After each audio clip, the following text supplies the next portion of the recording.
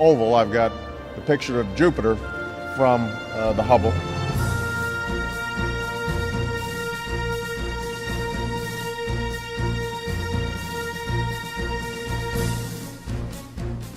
"20 years after launching on a space shuttle and opening its instruments to the farthest reaches of space, NASA's Hubble Space Telescope has become synonymous with exploration, discovery, and even a bit of luck. One of the things that Hubble has done is it really taught us something about our place in the universe and our role within it. We want to know, how did the universe start? How did our galaxy start? How did the Earth start? How did life on Earth start? And we also want to know, how will all of these things end?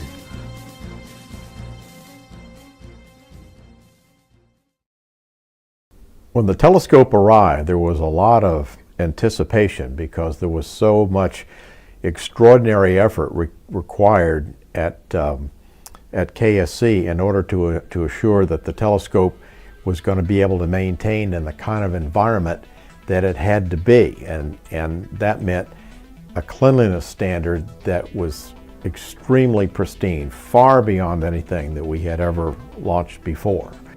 With years of design and construction behind it, the Hubble was sealed inside Discovery for liftoff. The Hubble Space Telescope flew into the national consciousness on April 24, 1990, inside the payload bay of Space Shuttle Discovery. The launching of the telescope itself was a huge deal because the Hubble Space Telescope was long awaited, and it was supposed to be launched in the year that the Challenger accident happened. Hubble was different from land-based observatories because it would operate from a point hundreds of miles above the distorting effects of Earth's atmosphere. Though its 94.5-inch mirror is small compared to those built on the ground, the telescope is huge by spacecraft standards. At more than 43 feet long, the telescope took up most of the shuttle's payload bay. But as large as Hubble was, it was sent up with a tiny flaw in its main mirror. It was an imperfection less than the width of a human hair, but it was enough to blur Hubble's images and leave the observatory's potential in doubt. To find out 2 months after launch that it was launched with a misshapen mirror was crushing to NASA.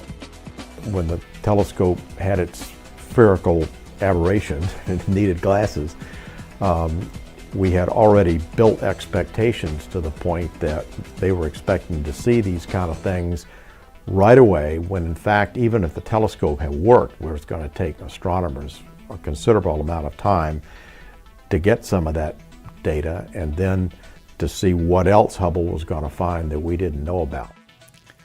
The telescope was quite powerful even with the flaw, but NASA knew it would have to fix it. So engineers set out to build Hubble a set of contact lenses.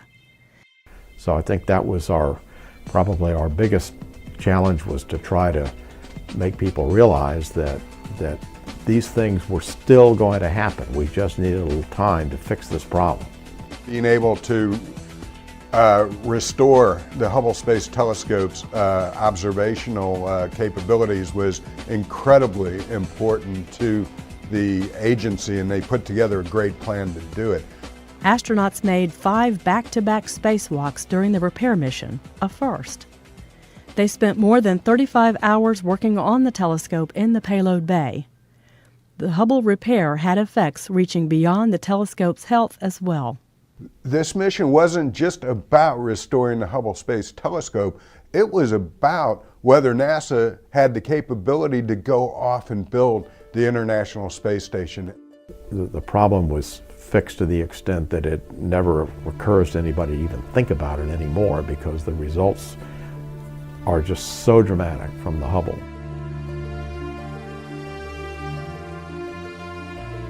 The first images from the telescope proved the servicing achieved its goal. The Space Telescope was free to look into the farthest distances ever seen, nearly as far back as the beginning of the universe.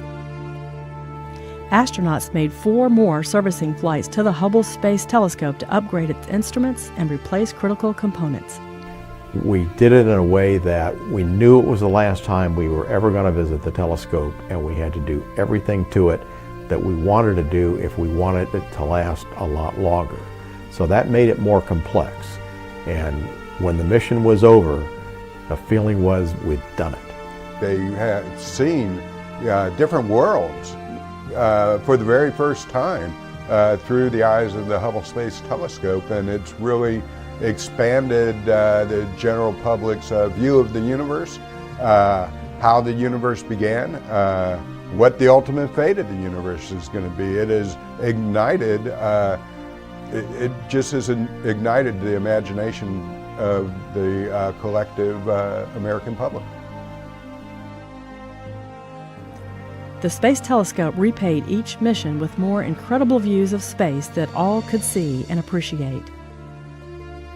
Hubble observations astounded researchers by showing the universe was not only expanding, it was speeding up. Imagine your amazement if, when I throw these keys up, you would suddenly see these keys accelerating towards the ceiling. This is what we discovered. This was extraordinarily surprising, and it led to this notion of dark energy that is pushing on the universe to accelerate. Once we began to get things back from Hubble, the scientists were beginning to see physical processes going on that they didn't really understand and hadn't been able to see before.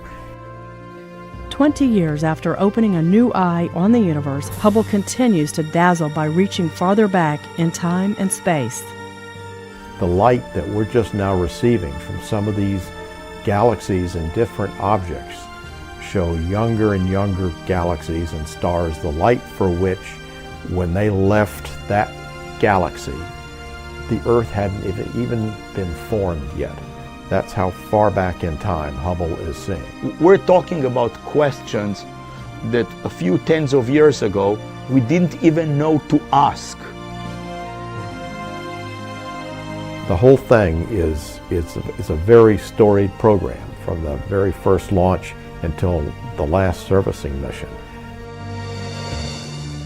There are more questions for astronomers to answer, and Hubble will remain in orbit to answer them for years to come.